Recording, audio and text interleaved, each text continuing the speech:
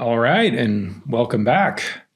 I'm Jason from Evolutionary Men, and this is...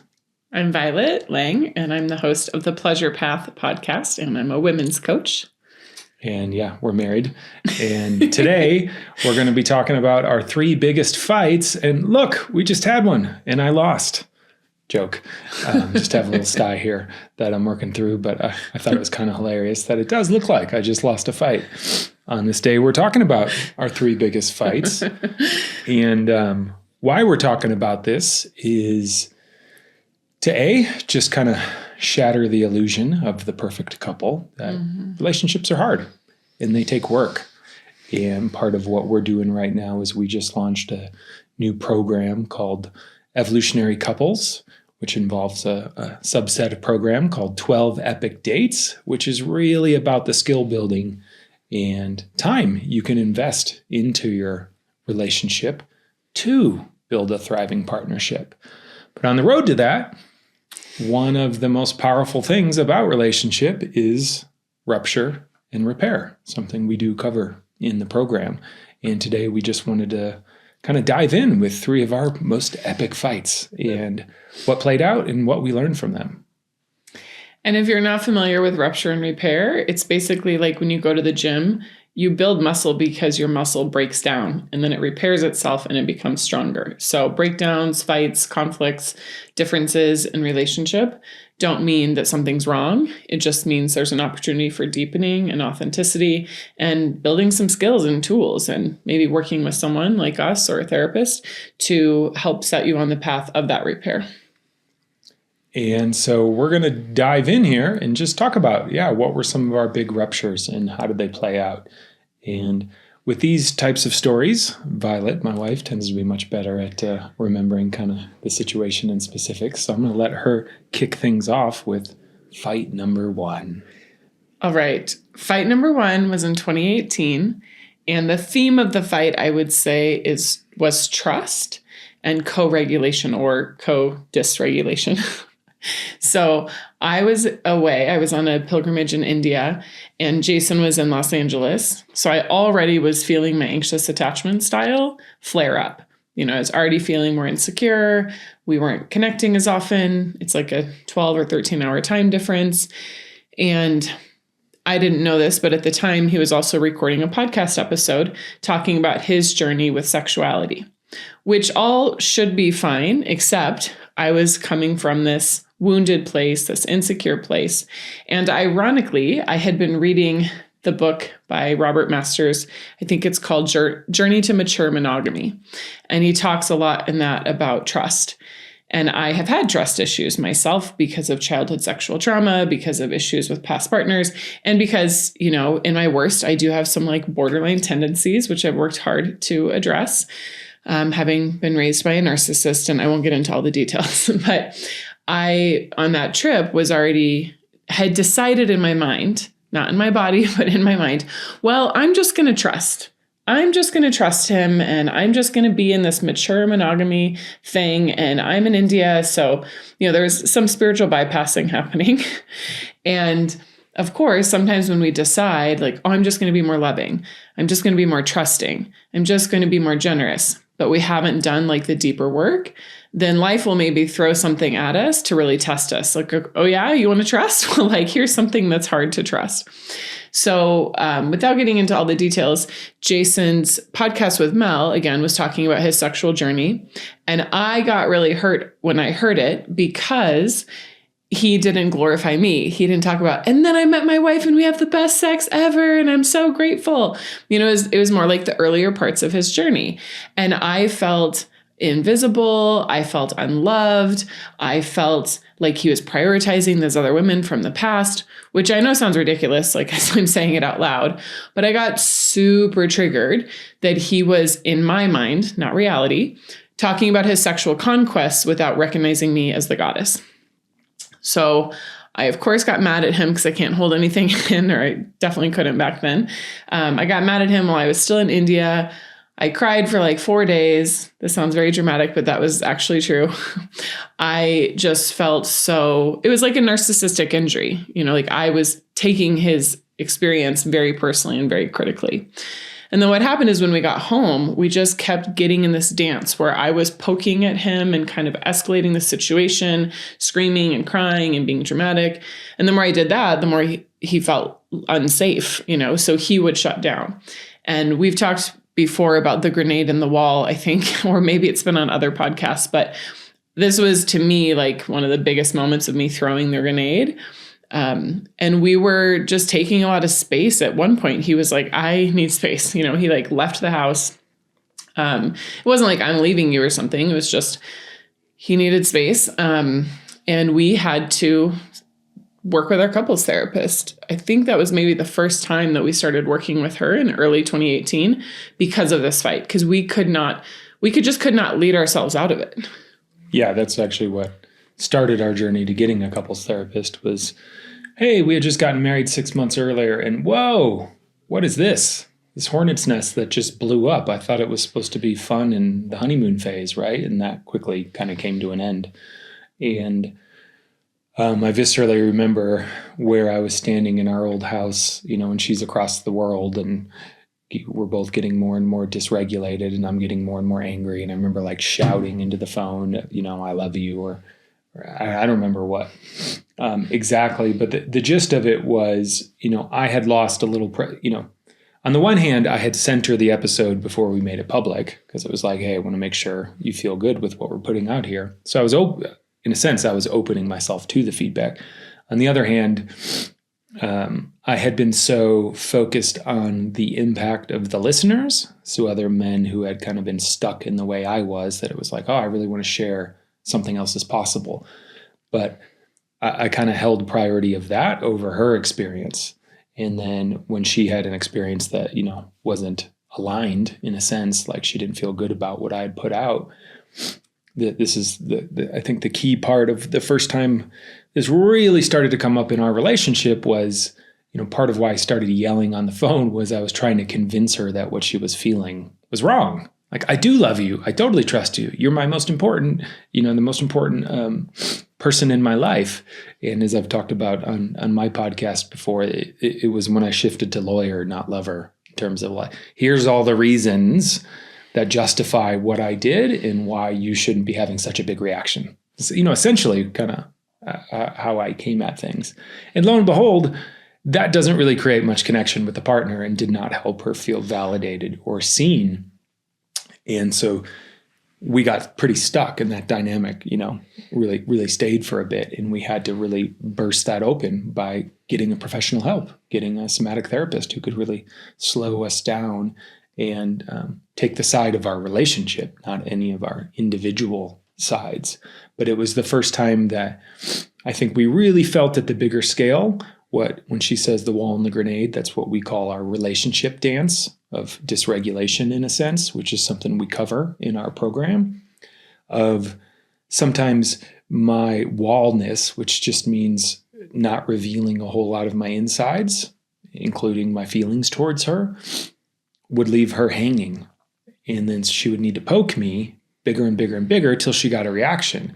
And although it wasn't very skillful, when I'm screaming, I love you over the phone, that's a reaction, right? That did get me to move towards her in a way. And that was the first time that really got illuminated. I wish I could say it was the last time we did that dance, but it was where it was like, wow, this is a thing, right? You don't feel me enough, so you escalate. And then I kind of come forward with anger, though, which then makes you feel unsafe. And then we're both like, this fucking sucks. Like, neither of us are feeling connected or together right now. And I think that's a great segue into our second fight, because we got help. We worked with a therapist. We were able to repair. One of the things that she really helped us with that I remember from that initial foray was keen noticing of our somatics. So noticing, wow, Violet, you're tightening your jaw. You seem resentful. You seem like you have contempt.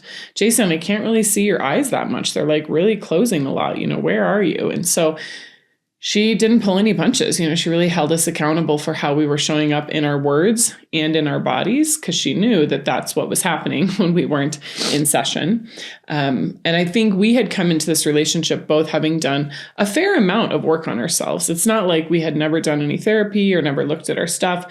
So I think when this first big rupture came up, it really just surprised both of us and made us realize we're not invincible. We need outside help. We have work we've done on ourselves, but in relationship, new material gets triggered. And that's why continuing to work on your relationship as a couple is essential, even if you've done a lot of work on yourself before getting into partnership. And so, the second fight, which is definitely where the anger dance came up a lot, and my contempt. This was almost a year later. It was in October, November of 2018, so maybe 8 months later or something. And I was really dysregulated at the time. I didn't know why, but it turns out I was pregnant. I was in an early experience of pregnancy. My hormones were kind of going crazy, but underneath all of that was we had what some people might call like a reverse polarity. I had been working really hard on my business and had been putting tons of energy in and had a lot of volatility. I had up months and down months, but I had let go of my yoga teaching and let go of my Reiki clients and had really started taking on a lot of masculine energy, getting up at 5 a.m. to take calls, staying up till 8 or 9 p.m. to take calls and grow my business and work on my marketing instead of having a broad range of things I was doing. Like I mentioned, different healing modalities. I just really narrowed in on my love coaching. And that's fine, except then I started having escalating expectations. I talk with my clients a lot about how in the beginning we're like, oh my gosh, my person I'm dating is amazing. And then we get past the honeymoon phase and we think, well, why aren't they doing this? Why aren't they doing that? And we start expecting more and more and more from our partner. And sometimes that's because we're expecting too much from ourselves, or we just grew up in a very high pressured perfectionist family like I did. But either way, I was feeling resentful because I was burnout, but I didn't want to admit it. I was teaching about pleasure and feminine energy, but I wasn't following my own practices. I was more in my masculine, and I wanted Jason to, in quotations, step up, to contribute more financially, to be on the same level, in quotations, as me with his business. And he has a very successful, thriving business now, but he started his business building a little bit later than I did. And he's more of a slow and steady, and I'm more of an up and down. So I was projecting a lot of my own issues onto him. And it all kind of came to a head when I basically said, I want to have a baby, but I'm not sure if I want to have it with you because I don't feel financially supported. I don't know if where are things going? Because he was just having a hard time making ends meet because he had invested a lot in different coaching programs to become a coach and grow his business and all those things. And then I'll let Jason tell his side of what happened after I said that really awful attack. This was all a buildup, right? So she pivoted to coaching, leading this work first. And then I had been interested in it, in that I was doing it. I was leading some relational stuff. I had just been starting to lead some men's group stuff, but I didn't really know how to pivot that into a career. And then she did. So I was like, oh, great. There's a roadmap, right? I'm just going to take the same training you did. And right there, you can feel there's a little bit of reverse polarity in a sense that she was leading the way. And I think the big thing here was I decided to go all in, which is something that is totally fine to do when you're a bachelor, right? And you're just, okay, if this doesn't work, it falls on me. And that's okay. I can deal with that, right? But so I let go of some stable work I had in order to go all in on the coaching because, live your purpose, go for it, don't hold back. And it just flamed out. Like it totally bombed. I was not making nearly the money I needed to make. So I was digging myself more and more into debt and getting stressed out. And when I get stressed out, I withdraw, which means there's less connection available. And so this was all building. And then simultaneously, I was new to it and I was like, I need more training. So I had invested in some significant kind of personal growth men's work trainings that were taking me away. And I went off for, I think, 6 days in the desert and we had no contact. It was like no cell phone range. So there was just nothing. And I had been out there practicing, getting really deep, getting clear about things, feeling our future children, like just, okay, wow, this is amazing. And, come home and, I teach this now to guys I go on retreat with. It's like, you got to remember you were on retreat, but your partner wasn't. Like, it's so important. So I'm thinking, wow, I can't wait to connect with her, express a lot of what I felt. And the moment I get in the door, like, I can feel she was closed, and came at me with like, what's the plan? Like, where are you going? I don't feel safe, and obviously biologically there was a reason this was particularly alive for her, which was she was with child at the time. And that does start to, reorient the nervous system. And we got on to our infamous green couch, and we were facing each other, and she was really coming at me. And this was where this ties into my work, is I had not yet built the capacity to set boundaries. Just be like, you know what? I can't handle this right now. I'm not open to this dialogue. I need to take a break. And so she's coming at me harder, and I'm getting more and more triggered. Like, I'm fucking giving you everything I got, and all you're doing is attacking me. And so I got aggressive. I actually got aggressive, and I punched the wall about this close from her face. It's like, boom. This is like 3 inches he's showing. Yeah. So just slam, which made a big hole in the wall and immediately stopped the whole conversation. And because of her family of origin history, like, she felt very unsafe. And what, doubled this down even more, to go back to some of what I was talking about earlier, and then deeper aspects of shadow, something that does absolutely come up in relationship is, she pulls away and she's like, how could I ever have kids with you? How could I trust that you wouldn't hit me or hit the kids? And I immediately went to, I would never hit you or hit the kids.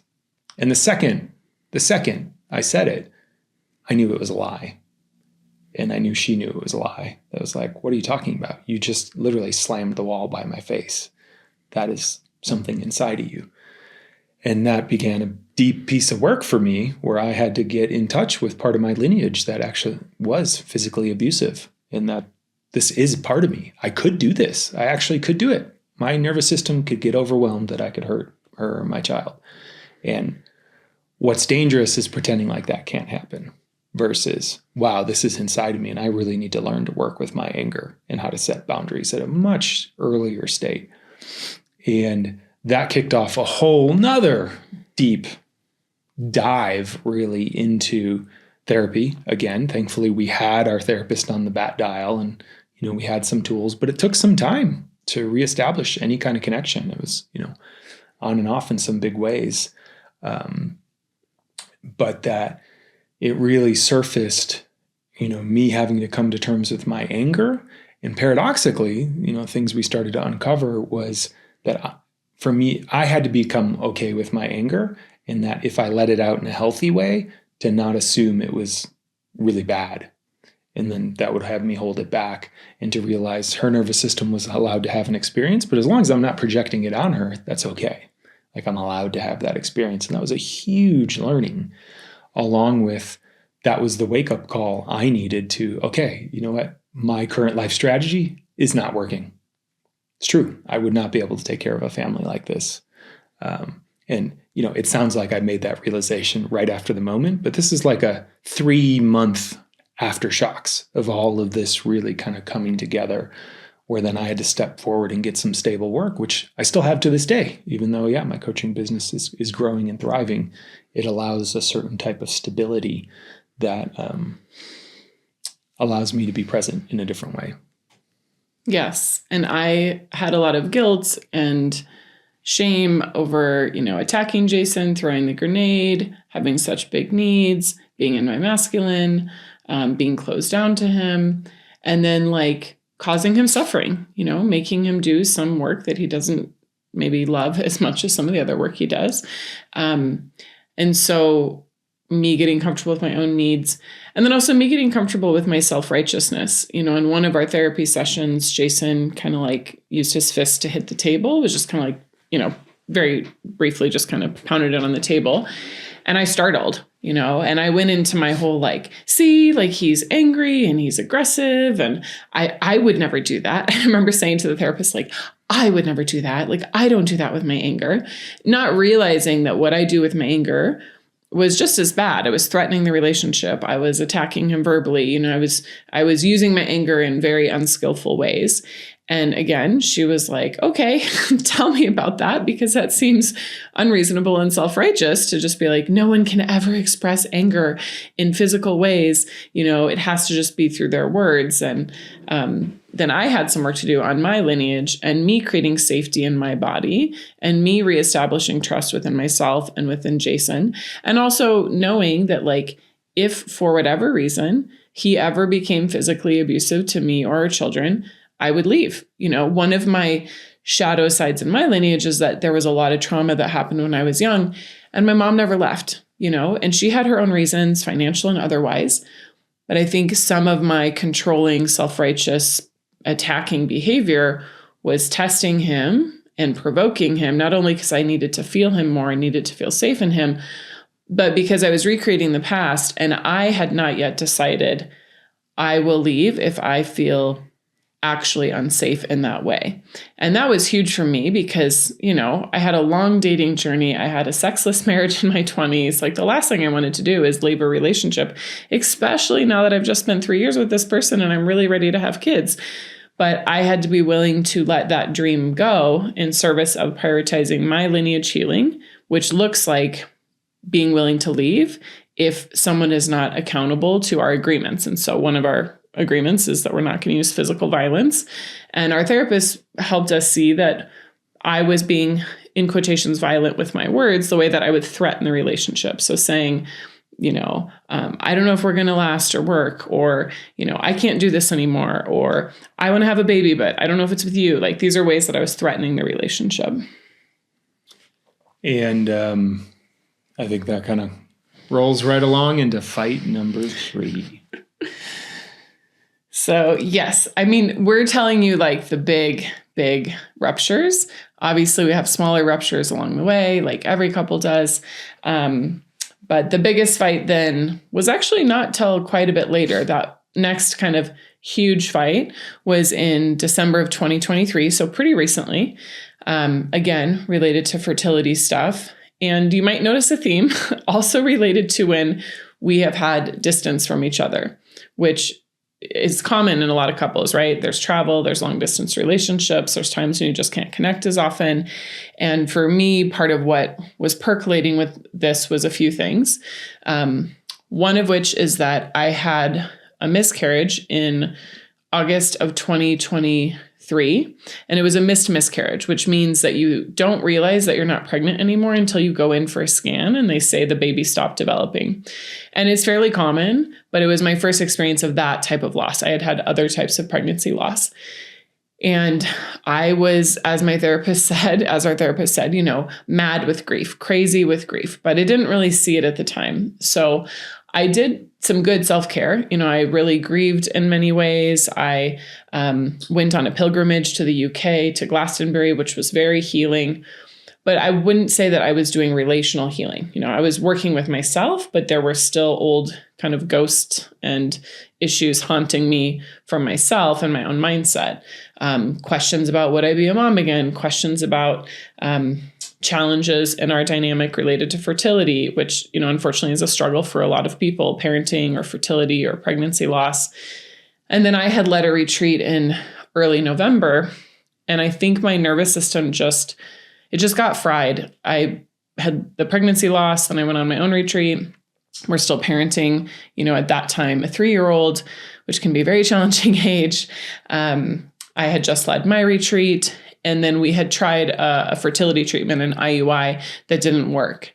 And I think all of those things combined, the separation or the travel, the distance from Jason, and the unwillingness to maybe go to the depths of my grief that I needed to go to, just all kind of piled up. And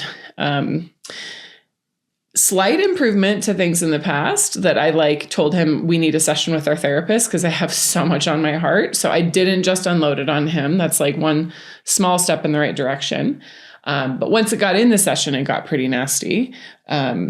So yeah, I basically was like, I'm not going to do this relationship just for the sake of of Ruby, or just for the sake of appearances. Again, maybe this is me kind of trying to assert myself compared to my lineage. Like, again, in my family, you stay together no matter what, no matter how toxic it is, or who's getting abused, or what the cost is.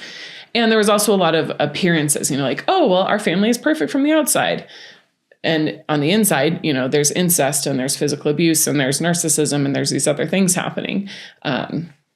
So I think my pendulum swinging in the totally opposite direction is like, I'm not going to be in this for appearances. I'm just going to be in this for the kids. I was so full of vitriol from the time we had wasted, in quotations, with our fertility journey and all the losses along the way. And I was punishing him. Yeah, I was punishing him with my words and with my emotions. And I'm not proud of that. I'm not proud of kind of like putting Ruby in the mix. I said some mean things about Jason's relationship with Ruby that aren't exactly true. I basically was like, well, she doesn't even like you. But the truth is, I was feeling lots of contempt and rage towards Jason, and she was picking up on that.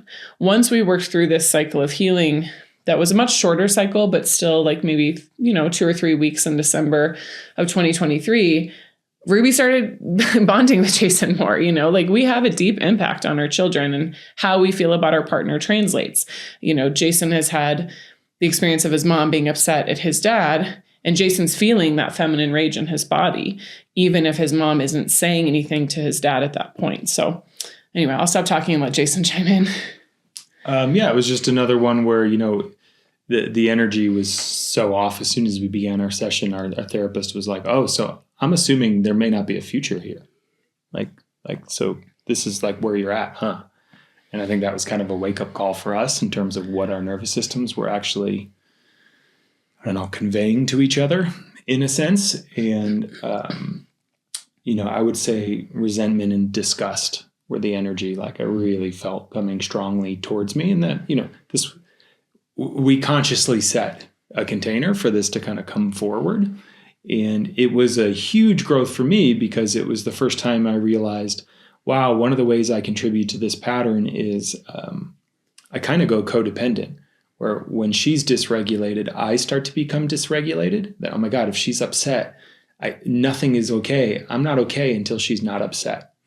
And which, lo and behold, then she can't feel a steady, sturdy presence, which dysregulates her more, which dysregulates me more. And so that was a practice in that session of actually learning to differentiate. It's like, wow, if you're mad at me, that doesn't mean I have to dysregulate. And it doesn't necessarily even mean that one of us is right or wrong. It's just, this is the feeling that's here right now. And I don't have to collapse into this, like,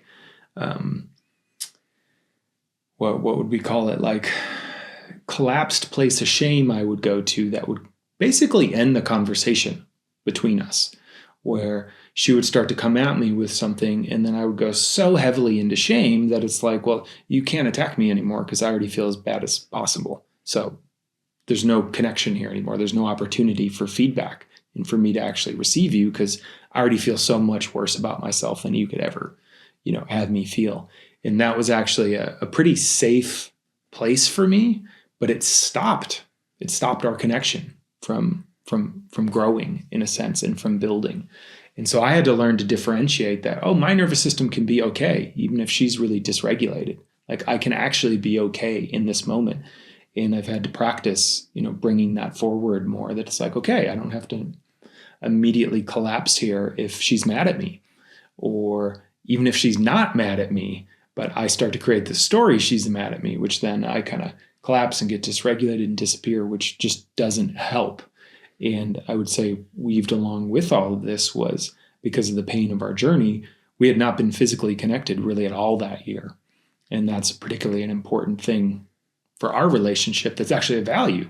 And we had strayed from it because she had some resentments, I had some resentments, but we weren't really talking about them regularly. There was just this kind of both in our position, and this fight really kind of blew that open, where it was like we had to really get frank, like, are we going to try to make this work, or is this it? Like, and I think that was a pretty big shifting point of like, no, actually, I think we do want to make this work, and we do need some help. And once some of this resentment had started to move, things started to loosen up. And once I didn't collapse because of some of that energy coming my way, she actually had a partner to relate to. And then it was like, oh, okay, that this is a person again who I want to stay connected to, rather than, it's not very enticing when one partner is just totally collapsed into self-shame, because it's like, wow, who would want to be with that, right? But as I was able to find a little bit of my dignity and forgiveness for different things as well, that's like, yeah, I fucked that up and I'm still here. And now it matters to me how I keep showing up moving forward. And there's nothing I can do about that. And it's not helping you or me for me to stay in that sour, collapsed place. So we got to really work with this. And what's that going to take?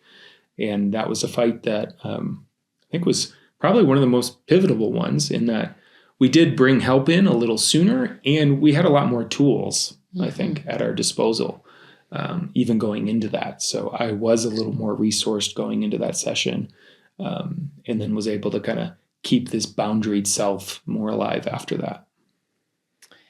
Yeah. And I think there were things I just learned that I didn't know were having such a big impact. Jason shared in that session that if I startled in the middle of the night, because I have a pretty big startle response, ironically less so now that we've moved, but that came up a lot in our old house. I didn't quite feel as safe there, just based on the neighborhood and, kid throwing a rock through the window and other things. And that when I had a startle response, he was taking that on, like, oh, I'm bad. I've done something wrong. Like, I've hurt Violet, even though I have a startle response because of my childhood trauma, some of which happened, when it was dark, and because of this place we're living that I don't necessarily feel this super safe in, our physical home. So I felt a new awareness of how responsible I needed to be for my nervous system.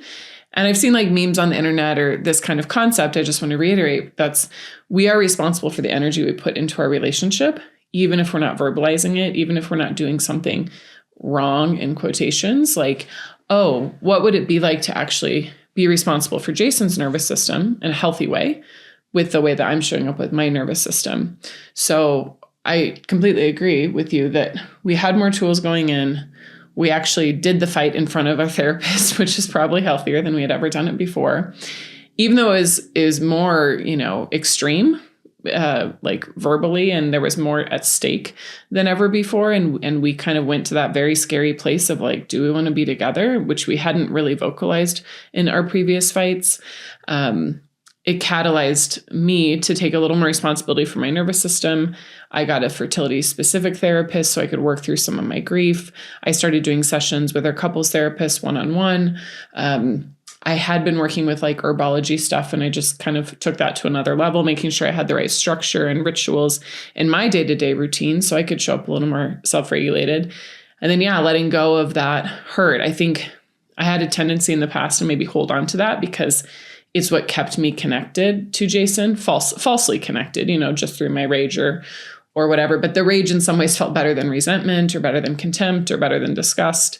And as I was able to move through that more quickly, then I was able to feel the love that Jason had for or Jason had for Ruby and Ruby had for Jason. And kind of our family unit began to heal in a way that we just hadn't the year prior, because we were either doing fertility treatments or we had pregnancy loss or we were traveling or working. And I think that year we probably had the least amount of physical connection than any other year. And that is a tool for regulating. It can be overused. We don't want to just trauma bang our partner and just be bonding as a way to sexually as a way to regulate our own nervous systems. That's not great. But true connected intimacy where your hearts are open and you're enjoying physical pleasure, that can be a healing balm for your relationship.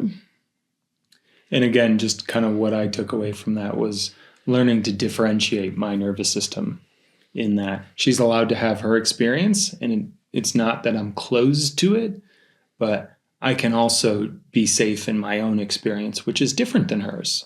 And, another place this sometimes used to show up would be she has very visceral dreams. And so sometimes we would wake up and she would be mad at me because of something that had happened in a dream. And I would take that on, right? Oh my God, I got to fix this now, or somehow prove that would never happen. And I would actually get dysregulated from that, versus now I have more capacity to know I'm okay. Like, oh, that's okay. It's just a dream. Like, and it's okay. And she's going to be okay. She always ends up regulating herself long term, in a sense, in that instead, the shift now is to just kind of approach that from a more curious place, and, not assume it's true or that I have to defend something because of that. And again, just not collapse into my own dysregulation in the relationship, and for us to just be much better at, naming resentments and frustrations, and to build more and more safety to, bring these different parts of ourselves forward. And while we used an example here of, for us, we leaned a lot in these instances on our therapist, but we were each doing individual work with therapists and different programs and modalities at the same time, because the other, I think, core component here of what's shifted over the course of these three fights is our individual capacity and our individual intimacy with ourselves and our patterns, and our ability to take responsibility for, oh, this is what's going on in my side. And that takes practice and training, right? That's something anyone can learn. We learned it. We're still learning it. It's not like you just master it one day, but it's just you get better and better at bringing things forward more and more real time in ways that lead to connection rather than conflict, in a sense of bringing forward vulnerabilities or hurts or things like that. Much more on the dime, so to speak, rather than they build up and then they kind of come out. For me, as more passive aggressive, or hers, more that grenade energy initially. And that's part of the inspiration for, the program we've created is, okay, how do you actually build these capacities as a couple without having to have the extreme situations? Like, what are the safe ways you can start to play with all of this different kind of stuff? Conflict, connection, sexuality, in ways that we can really get to know ourselves and our partners at a much deeper level. And I will also just add, looking back at these three biggest fights, there was always a calling towards growth or an opportunity for growth on the other side of them that perhaps was in the field or was something that wanted to happen. I'm not saying the fight wanted to happen. That could have done a lot. We could have done that a lot more skillfully. But for instance, our fight in 2018 that I didn't realize I was pregnant at the time, and it did end in a blighted ovum, like an early miscarriage. We worked through that, and then we got pregnant a few months later. And that was fight number 2 that we talked about. And then the first fight that we talked about on the other side of that was actually growth for both of us in our businesses and in our personal development. We just maybe couldn't see or anticipate it at the time. And then the huge fight we had in December of 2023, a month and a half, 2 months later, we had bought our new house. We had gotten pregnant through some fertility treatments. And so if you are going through a hard time in your relationship, or you look back on the hard times you've gone through on a spiritual level, maybe something is being worked through to support you foundationally for this next level of growth in your relationship. If we can take the hard medicine of taking responsibility, doing our work, getting resourced and supported, being surrounded by other role models and couples, and knowing that we are committed to ourselves and to each other, that interdependence. And, it's really two things that ended up playing together here to allow us to keep moving forward, which are part of, again, what we weave into the Evolutionary Couples and 12 Epic Dates experience, which are really both capacity and tools. So capacity is just the ability to stay present, right? And then to kind of consciously respond rather than react, as we were both doing earlier on, where we would just become the reactive emotion. Now we can, at our best, take these more subtle pauses and come with a little more intention. Okay, I have the capacity to choose what I want to do here. And then where tools come online is, well, what do I want to do here? What do we actually have in the toolkit to deal with this resentment, or deal with this physical disconnection, or deal with this just kind of, I don't know, things are good, but we're kind of missing a little bit of the electricity here. What's the tool we can reach for to kind of generate that again? And that's really what we're teaching in the program. And I'll say that these last, 8 months or so have probably been the healthiest months that we've had. We've noticed our patterns sooner. we haven't been without stress, moving to a different state while pregnant, while getting your 4-year-old set up for a new school. There's been all sorts of things that could have been stressors, but I feel like we've both, to Jason's point, been developing our capacity, reaching for our tools, and prioritizing our connection physically and emotionally, even amidst all the stress. And it's probably the first time, at least in my perspective, in our relationship where for a very solid amount of time, we've had both physical and emotional connection online, that we've stayed connected even through the hard times. And I'm really proud of us for that. Yeah, it's definitely been a whole new boss level mode to be navigating together. But things can get better, and you can build more resiliency in your relationship. So it's not that there hasn't been blow-ups or disconnects between us, but instead of them being, a 10 out of a 10, and then it takes us weeks to reconnect, it's more like, okay, that's like a 6 out of 10, and we can come back together fairly quickly after that. And that's what it's all about, really moving towards. And then as I often say, the beauty of that is the deeper trust that starts to come online. That's like, oh yeah, we can totally handle these different disconnections and conflicts because we've done it so many times before. So I don't get as forlorn with this is so hopeless. It's never going to get fixed. It's always going to be, this bad. It's more like, oh yeah, here's another speed bump, and we know how to deal with speed bumps because we've increased our capacity. We have these tools. We have a roadmap to keep coming back together. And that's what we hope to, support you, for anyone listening that's in a partnership that wants to go deeper and create more with your partner. We've got a roadmap, and we'll help you get there. So if you want to learn more about Evolutionary Couples, which is an actual cohort, an interactive version of the 12 Epic Dates program, which you can also do just self-paced without doing any of the interactive stuff, you can go to evolutionarycouples.us. So evolutionarycouples.us. There'll also be a link in the show notes here as well. And you can learn all about the program. And we actually start in just a couple of weeks here. It's fall of 2024 as we're recording this. But you can do the 12 Epic Dates part at any time as well. And we're excited to support you because we know that a lot of relationships kind of go down in flames that don't have to. If I had had these tools with my first marriage, maybe it would have been different. I mean, I'm glad it didn't work out that way because I can't imagine not being with Jason. But I think we don't have to choose either codependency or kind of living separate lives and being hyper independent. People in the world are doing this. They're building healthy partnership, even if you don't see that in your immediate circles. And that's one of the cool things about joining Evolutionary Couples is you get to see other couples that are just as committed as you are to growth and conscious partnership and not spiritually bypassing, bringing the messiness and also bringing the joy and the fun and the sexiness and the playfulness and all of that too. I also wanted to add one more thing, which is that one of the parts of the program for Evolutionary Couples is that you get your own WhatsApp chat as well as group calls just as women or just as men. And that is also really helpful because a part of how we've built our capacity as individuals to bring to our relationship is having groups of just women or just men that we can go to where we can bring some of the yucky, messy stuff, but it's held with consciousness. It's held with respect for our partner.